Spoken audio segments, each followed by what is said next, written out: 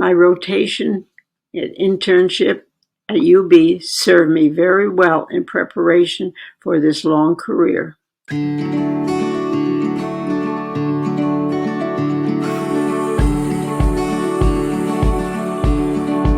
Growing up, I always wanted to be a nurse because I wanted to help people. But two strong women in my life influenced me to become a doctor instead. One was my mother. The other strong woman was the Dean of Women at my A.B. Davis High School in Mount Vernon, New York. She said, "Women are now being accepted at medical schools to fill the classes that are not attended anymore by young men drafted to serve in World War II." So I attended pre-med courses at NYU and in the University of Buffalo, and I applied to the Medical Dental School of Medicine at UB and was accepted in the early 1940s. 10 of us women entered the medical class.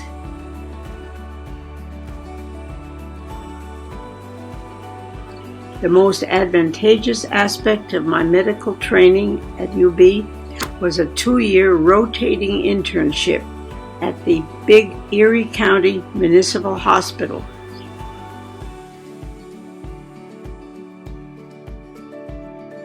I can tell you it was the development of the first local hospice service in Hillsdale with all volunteer help and finally extending through Columbia County. I believe it was the first hospice service in the Northeast. It came about in this way. I got a call from New York doctor asking if I would make house calls because he had a young child who was dying of a brain tumor. I said, of course I would make house calls. I always do. The amazing part of the whole thing was that volunteers offered to help me so that we had an all-volunteer free hospice service.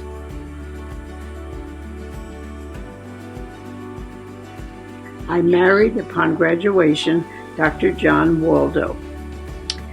Along the way in my life, I became medical director of school districts, the Twin County Treatment Center for Alcohol and Drug Addiction, and a county nursing home. I retired at age 93 after 75 years of medical practice, having served first as a pediatrician, then as a family doctor, those whom I met on my many house calls, and then as a geriatrician when I served the nursing home.